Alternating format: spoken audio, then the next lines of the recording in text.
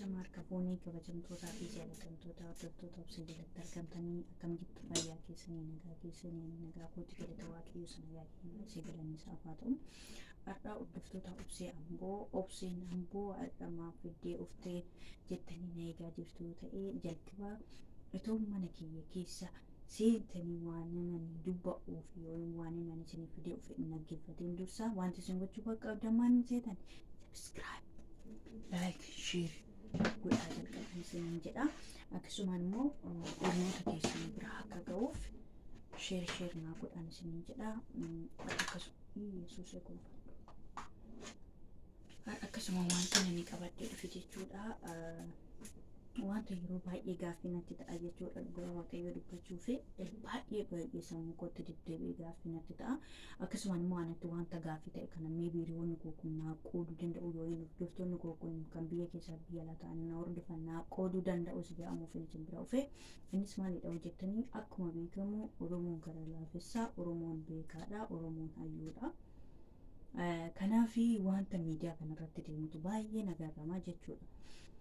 Dhalli namaa taatee edda biyyaa baate nan hojjedhaa nan guddadhaa fi maatii koo jijjiiraa fi kan biyyaa baate akkataa hin gargaarin jechuu koo mitan gargaarii akka qaba. Beelaa beeluu baasii akka qaba. Kan dheebote bishaan baasii akka qaba. Garuu wanti tokkii kanarratti deemaa jiru dhugaadhumaan uummata kana rakkate bira gahee lubbuun nama tokko gargaarsa kana yoo raawwate boqonnaatti argata jechuudha. Garuu akka mataa keetti hin qannaate immoo yoo inaafifteetu moo kan kana dubbattu moo yoo hin ijoollee kanaaf yaaddeeti yoo jettanii na gaafattan jechuudha. Wanti isin jechuu barbaadu ati ofii keetii yoo keessaa qooda fudhattee taanaan jechuu dandeessu. Ani ofii kooti qooda fudhattee hin beeku dhugaa dubbachuuf jechuudha. Karaa miidiyaa kanaatiin wanta dhufe jechuudha. Garuu guyyaadhaan shamarreen biyya rafaa maali? Addi ta'anii maqaa kootiin mana maal jechuudha kun? Maal jechuudha? Maaliif? Maal amma oomitti gowwaa taatu qoy? Amma oomitti shamarree biyya rabaara taa'e inni Ameerikaa jiru inni Kaanaadaa jiru maqaa kootiin mana inni biyya keessa jiru maqaa kootiin mana maatii isaa bira taa'e biddeen ho'aa nyaatee bishaan akka barbaade buufatee dhugee akka barbaade ka'ee deemee akka barbaade taa'e ati isa hordofteef qofa. Kan na jaalatu maqaa kootiin mana kan na jaalatu maqaa kootiin amma uummata keenyaaf jedha. Isookee uummata keenya gargaaruun akkuma jiru. Garuu nama nuffisiisu hin baay'eenni har'a tokko bolu tokko. Dhugaa dubbachuuf ani ofii kootii kennee miti garuu shamarreen biyya arabaa baay'ee na ajaa'ibsiisti. Baay'ee dhugaa dubbachuu baay'ee na ajaa'ibsiisu. Maaliif yoo jettan namni giddii ammiti kan nama kennisiisu. Ayinoo beeka. Iddoo kanatti giddii qabeetu naan jechuu dandeessu. No giddiin qabee miti. Namni saba isaaf hin quuqabu. Garuu ofii isaatii tokkoo gaggaarii ukkee dhibamaa oofe ishi rabbi dhibe du'a oolche. Balaa tasaa isookee oolche. Waggaa keessatti gisee ku'aa midri waan hin jedhu beeku dhugaa dubbachuuf jechuudha. Inti qoy ilmaan namni nama yaadu qoy. Ijoollee kanaaf yaadanii warri miidiyaa kanarra jiran dhugaa dubbachuuf. Amma fakkeenyaaf akka namas bahee yuutuubiin chaanaaliin koo anaaf mana koodha. Maatiin baay'ee kabaju, ijoollee baay'ee kabaju keessaa qaba. Ana addan dogoggorettis immoo osoo kun yaanni kee kun sirrii miti jettanii akkana sirreessitan isaa abdiin qaba. Maaliif ani waan natti dhaga'ame tiktookii irra bahee dubbachuu hawwii koos miti hin dubbadhus. Maaliif tiktookiin saphattuudha. TikTokiin nama wanyaachisti. Ganda walitti buutu amantii wanyaachisti. Kanaaf TikTokiin jaalladhu. Irratti bahee dubbadhu jechuudha. Itoon achirratti bahee dubbadhee wanta kana hiriyoota koo ijoollee biyya arabaa dhiiga koo kan akka koo daqqitee akkanii fi guyyaa dadhabdee beeloftee. Amma inni kan ajaa'ibu isookee yoo onnu duune reenfa keenya biyyatti gashu malee yoo nu ijoollee biyya arabaa akka amma sakaaniif tattaafatan itoo ati dhibame na ukkuba mana yaalaa nageessaa jetti namni meezoo amma isaan taphisiisu jiru kana beekuu qabda. maaliif hojjetan mucaa tokko fakkeenya fudhadheen isin haasaa jechuudhaan ani waan hin beeku waan mucayyoo kana mudate jechuudha. Dura wanti ishiin keessaa qabamte hin jirtu. Mucayyoon kun Dubaay jirti akkuma carraa ta'e yuutuubuma irratti wal barre jechuudha. Akka carraa ta'e yuutuubuma irratti wal barre mucaa kana yeroon jalqaba yuutuubii jalqabu achirratti wal barree jechuudha. Inna mucaan kun iddoo waan Oromoo jedhame waa ibamaa waan balaa akka tasaa waan lolaan miidhame wanti ishiin akka keessaa abdee jiru nagarrame jechuun ammumaan itti dhiyaadhetti garuu baay'isee namatti dhiyaachuu ammas hin qabu. Ammumaan itti dhiyaadhetti irraa hubadhe ilaalcha ishiin Oromoof qabdu kakka'umsa ishiin Oromoof qabdu baay'ee irraa hubadhe. Na ammachii deebitee mucayyoon kun akkuma gaa amma ijoollee waa'ee TikTok irratti gargaarsa minaamin jedhanii ijoollee keenya gowwoomsanii dhugaa dubbachuuf agargaaran tokko lama agargaaran uma rakkoo hin qabu. Garuu maali al'aabulee leesh nuyi hindi girgiddaarraa too duuganii fidanii maallaqa namaa kennu ta'e nuyi biyya keenya teenya maaf hin hojjenne godhe maaf hin finne akkanatti hin beelonnee eebunnee irriba gaa'amne halkanii fi guyyaa ofirratti bilbil'achaa sammuu ofiit namni bohaarsuudhaan miidiyaa fayyadama malee namni yeroo abee zimmeedha irratti bahee wanti yeroo argate irratti bahee bashannanee minaamin hin jiru miidiyaa irratti. Namni qoshii sammuu kun bohaarsaa hojii kanarraan fataatti jedha ittiin boqo'aa jedheetu bahee miidiyaa kanarra seena. Yeroo isaan miidiyaa irra seenanii kuna dhibamaa fidanii akka hin taanetti akka sammuun namaa hamileen namaa cabutti fidanii maxxansu. Yoo inni immoo kan manni gubate yoo inni immoo kan haati abbaan ijoolleen biyya gabaa beektu haadhaaf abbaa isaaniitiif amma isaan hoo'an yoo inni kamiyyuu maan ta'een namaaf amma isaan gadda waan beekaniif fidanii suurota hin taane miidiyaa irratti maxxansu. Kana inni argite ijoolleen laphee ishee hin danda'u. Yeroo ishiin bashannanaaf waan sammuu ishee cinqatiirra oole gaggala sammuu ishee bashannansiisuudhaaf nagara TikTokii hidhattu waan wantoota ta'an argite jechuudha. Waan hirriba ishee dhoowwan waan nyaachuu ishee nyaata ishee jibbisiisu waan jireenya ishee jibbisiisu argite. Yeroo sana itootti yaadeen qabaachuu dhiisuu ishee hin beekin waadaa galti. Namni tokko immoo waadaa galee waadaa isa sana raawwachuu baannaan ofiisaatiin fi cubbuudha jechuudha. Maaliif waadaa galtee tatanaan raawwachuudha? Waadaa galuu dhiisuudha malee waadaa galtee atoon raawwatiin hafuurra waadaa galuu dhiisuudha. Kanaaf obboloonni koo naqqaa dammaqaa namni isinitti fayyadamaa jira dhugaa dubbachuuf miidiyaan isinitti fayyadamaa jira. Warreen haldhaabulee $500 $50 waay gaggaarta gicha tokko kalaa singa haldhaabulee namni yoo gara uumaa isaatti deebi'ee uumaa isaa ka'achuu isi balaa uma ufa itoo ati hin beekii wanta hojjettu sun baqa I don't know hin beeku dhugaa dubbachuuf gargaarsa akka qaba. Beekii gaggaari. Namni gaggaaraaf hin gaggaarin. Namni ammana dubbateef hin dubbatin. Waan akka qabdu buukii keessa waan jiru mul'adhu. Amma jechuu amma dandeessu humna kee of tilmaami. Humna kee of tilmaami. Yeroo kennaa kennitu jechuudha. Kenni maatii qabda. Jireenya qabda. Jireenya kee gara fuulduraa eenyu siif jiraata? Eenyu siif hojjeta? Yoo waggaa iddoo jiraatti.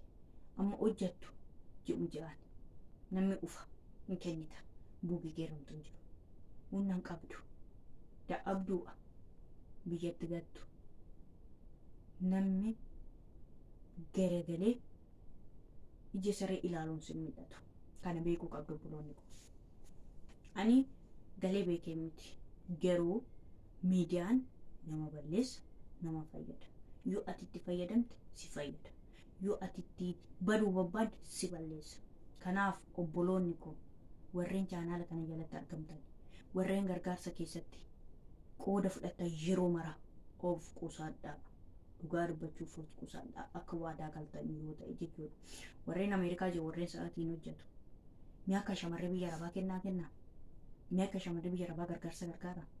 Kana natti himaa koomentii jalatti naa barreessaa. Garuu yoo dogoggora please obsee kun dogoggora kun sirrii miti ja'a natti himaa. Maaliif awwaan natti dhagahame dhugaa rabbii dubbachuuf hindi namni baala wayyaa caasamoon jedhan dhugaa waaqayyoo dubbachuuf maallaqa jaalataan jechuu dandeessu amma maallaqa jaalachuu otoo hin ta'in namni baala wayirraa harcaamu akkuma nan akkanatti hin da'abee gaggalaa ganama da'abee fideetu akkasittiin liqan waadaa galamu waadaa galeetu raawwachuu dhiisaan jechisiisa dhugaa dubbachuuf na kanaaf obboloonni koo irraa of qusadha wantoota akkasiirraa kun sirrii miti iddoo jittan baraa nama faana wal loluu dandeessu. Guyyaa gaafa tokko utuu nagaa jiranuu arabuma kana faana walitti bu'uu danda'a. Diingata jechuudha. Ati ergaa turte buukee keeraan kan qabdu biyya keetti galta. Kiisiin kee duwwaa buukiin kee duwwaa. Inni hojjette humna hin qabdu maan goota. Mee furmaanni kee maati eessa lixaa? Birrii liqeeffatee biyya arabaatti deebi'uudha? Birrii liqeeffatee biyya arabaatti deebi'uudha?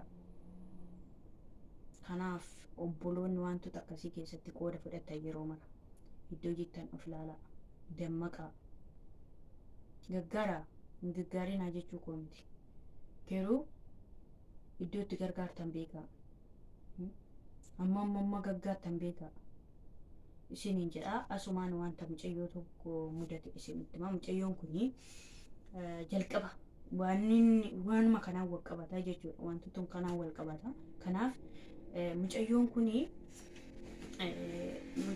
jalqaba jechuudha wanti isheen irraa haftu hin jiru wanti isheen irraa haftu tokko hin jiru yoo dhukkubsataa gaggaatti yoo beelaan jedhan beela baasti miidiyaa kanarraa gargaarsa wanti jedhamu tokko jalan ta'u mucayyoon kun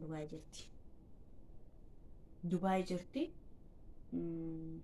naachi maan taate seetan hin dhukkubsatte yuutuubii irraa hin badde dhugaa waaqayyoo dubbachuuf maali akkanatti hin jedhu na ajaa'ibe na hin badde yuutuubii irraa jechuudha akka carraa ta'ee guruupii weesaap keessaan galee argee lakkoofsa ishii qaban ture jechuudha namni cufti kun eessatti yuutuubii irraa baddee nan babbaade lakkoofsa ishee argadheen dubbise eessatti baddee maaloo maaf akkasiin tokkasitti irratti da'abaa jettu muunii taate maaf irraa baddee jedheen caalsanaan jechuudha. Ana amma dubbisee tureera lakkoofsichi jalaa badee hin duute hin jirti biyyitti galte wanti nan beeku hin jiru amma jechuudha. Ji'a tokko wayii darbeera jechuudha. Ana maal taatee baddee yuutuubii irraa atoo muunii taate hin jedheen jennaan mannaan jette. Mindinoo baaloo dhibeetti ruumoo dhibee sombaatiin hin qabame hospitaala jiran jette. Maaf gargaarsan gaafanne jennaan beektota hedduu weellistoota hedduu warreen yeroo kaan gargaarsa namaa funaananitti himaa namni tokko ittiin na jalaa qabuu dide jette. Baay'ee gadde. Baay'ee na gaddisiise maaliif ishiin innaa qabdu sana wanti ishiin namaaf dudda duubatti ittiin jiru jechuudha. Akkuma ijoollota amma TikTok irratti gargaarsa garaagaraa funaananii jechuudha. Baay'ee nama oromummaa isheetiif dubbatudha. Baay'ee nama oromummaa isheetiif eeguudha mucayyoon kun jechuudha.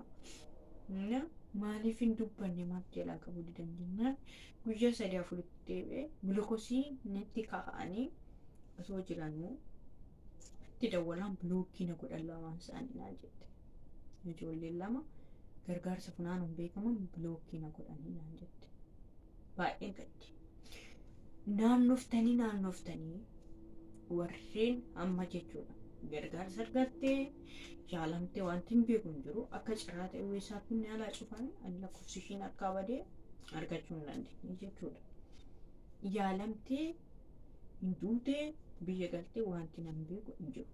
Waaqayyo garuu iddoo ishiin jirtutti nagaa ishiidha hawwaanillee inna wantoota akkasiitu jira jechuudha. Inni amma afaan banee achi gubbaa taa'ee maqaa kootii birrii 5,000 maqaa kootii 100 maqaa kootii narraa kanfala. Garuu yoo ati dhukkubsatte namni meesoo ammisaanti bisiif jedhee funaanuun jiru. Keessi keessa qabdii wal beektu isin hundi keessanuu iddoo funaanamuu fi iddoo hin funaanamne jechuudha. Innaa kanaaf obboloonni kun walumaa galatti warreen gargaarsa keessatti yeroo mara harki keessan dheeraa harki keessan bal'aa iddoo jirtan baraa boru maaltu narra ga'a jedha. Buukii koo rammamtu jira jedha.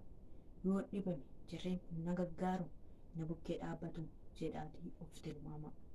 Ani beekee miti garuu dab obboloota koo baay'ee na aarsa baay'ee na guba. Mucayyoo kanarra kan ga'e bolu ani hadha. Amman qabu gaggaaree burganam dhibee akka tasaatiin yoon qabame waaqayyoo beekaadha garuu nani qabu. Galata Yesuusan dhibeen qabu Kiristoosiif galanni haa ta'u. Eenyuyyuu biyya ambaa keessatti amajaaja koomiti amajaaja isheen qabu dhibee hin dhibeen maaliyyuu maan ta'in jechuudha. Lammii koo biyya keessaas biyya alaas warri jirtan hundi keessa dhibeen gonkumaa dhibeen unurraa dhimma hin qabu. Nuyi mana dhibee miti. Inna hunduma keenya iyyuu rabbiin dhibeen malee itum asii gaggaattu itoo dhukkubsattee boru gargaarsa naaf naanaan jettee asii dursitu jira yooyin immoo haalli mijatuuf maal goota too yaalan argatiin yooyin mana kee deemte achitoo jirtu lubbuun si keessaa ba'uu dandeessa. Kayyoo kee dagatte maatii kee malee hafte harmee kee karaa eegaa hafte. Yoo abbaa warraa qabaatte abbaa warraan keessan abbaa warraan keessan yoo ilmoo qabaatte ilmoon keessan. Kanaaf obboloota koo wanti isiniin jechuu barbaadu iddootti gargaartan adda baafadhaa. Amantii qabdaniin kadhannaa godha. Maallaqa kennuun faayidaa hin qabu yaa Oromoo. Yaa Oromoo wanti isiniin jechuu qabu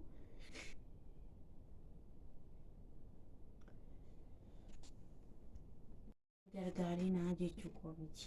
Dubbiin sagalee waaqayyoo amantii kan keessatti Yesuusin haa dhufu. Dubbii kan keessatti maan ta'in kan beela'e laa'uu kan dheebote hobaasii jedha. Hin jira. Kenniif garuu of hin dagatiin. Dhukkubsachuu kee hin dagatiin. Jarreen biroo jettu sana faana hal'a jaalala sii qabaatanii boru yoo sitti muffatan baasanii si darbachuu hin dagatiin. Kana hundayyuu yaadachaa gargaari. Biriin har'ati gargaartu hal'aa bulee maqaa ekelee maqaa miqeensasoo jettee ijoollee ofiishiitiif faayidaa ishiitiif jettee miidiyaarra teesse guyyaa guutuu dubbata oolan jecha isaan garaa ga'uuf jecha yooyiniin immoo garaa hammaattee uummataaf gadditee armeef gadditee abbaa akka abbaa keenyaatti kan ilaaluudha. Hundumtuu abbaa keenya obboloota keenya haadha keenya hin beekna hundi keenya jechuudha. Inni gaggaaruus inni gaggaares hin beeka kana inni keenya tokko jechuudha. Innaa kanaaf hunduma isaayyuu aggitee yoo gargaarte gargaari. Gargaarsa akkatti gargaartu adda baafadhu. Hunda caala gargaarsi kun jarreen kanaaf boru ume har'a naqa guyyaa 2-3 maatiin kun nyaateetti gammada. Garuu isa guyyaa 3 dudda duuba'u maaltu jira. Akkuma guyyaa darbe beela eebochuu ufa. Wanta ati gochuu barbaaddu wanta ati saba kanaan bukkee dhaabbachuu barbaaddu yoo hin dandeessu kadhannaadha. Akka amantii keetiitti kan amantii musliimaa du'aa godhiif kan amantii kiristaanaa kadhannaa kee keessatti saba kee hin dagatiin. Saba keetiif kadhadhu. Beektuudhaan jedhu wallaaltuudhaan jedhu amantiin. Innaa gungummii lafa onaa immoo waaqayyo hin dhaga'a. Yaada garaa keenyaa nu beeka waaqayyo. Garaa qulqulluudhaan hojii kee hojjechaa saba keef laphee kee keessatti saba kee yaadachaa afaan yoo dubbachuu baatte gola ormaa keessatti dubbachuun kadhachuun in ulfaata. Garuu ala ulfaatu keessatti rabbi isa fatsaatii karaa dubbii sagalee isaa yoo karaa isaaf galateeffatan haala nama dhorkatu. Kanaaf yeroo hojjettu maatii keef yaada ka'a biyya kee kadhannaadhaan bukkee dhaabbadhu malee maallan hal'aa bolu walitti funaanamu guyyaa 3-4 booddee hin jiru. Sabni suusalmatti deebi'a. Kanaaf wanti isin gochuu qabdani har'aa boree maallaqa kennuun caalaa rabbi kadhadhaa biyya keenyaaf akka nagaan ta'u. Anamma ani ofii kooti innaan attaa'ee koffee qaba'u gammadduu isinitti fakkaata. Kun gammadduu miti.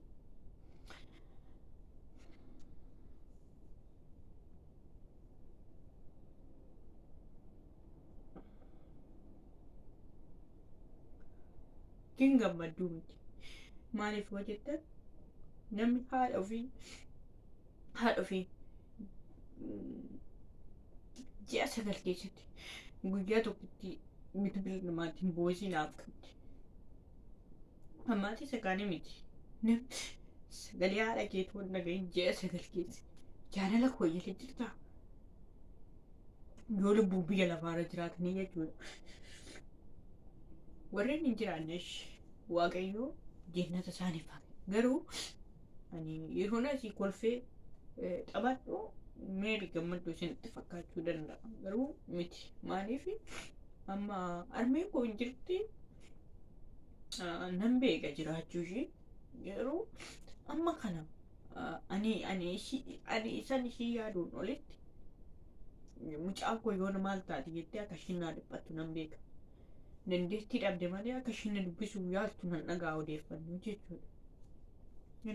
Sababa nageenyaarraan kan ta'e itoo kadhannaadhaan hundumtuu amma dandeettii ofii kadhatee biyyi keenyaaf nagaan deemuu danda'a.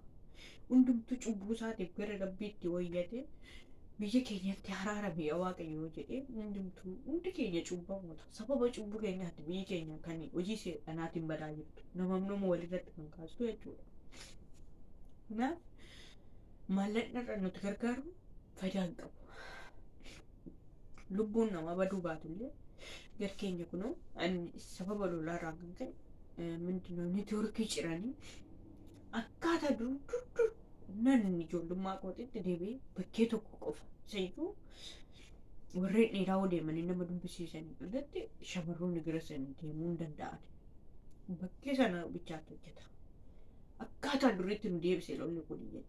An duratti hal'a dubbisee burgaggara sagalee yoo dhaga'u baay'ee hidhii wawwaa taate buttuu natti fakkaata. Adana waan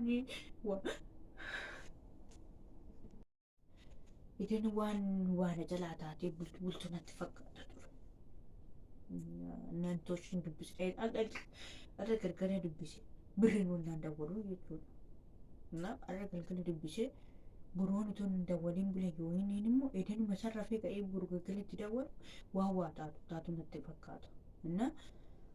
Amma garuu maa gochuu dadhabee asutaalee itoo maallaqa qabu itoo dubbisuu danda'u obboleessa tokkicha qofa dubbisa. Innuu safara neetwoorkii jiraaf. Maatii kun jiraachuu koon beekan yoo meebiin iyyuu akka carraa isaaf yoo bahe yoo meebii biyya galee jiraachuu kootti malee maatiin koo jiraachuu fi du'uu koo wanti isaan beekan hin jiru.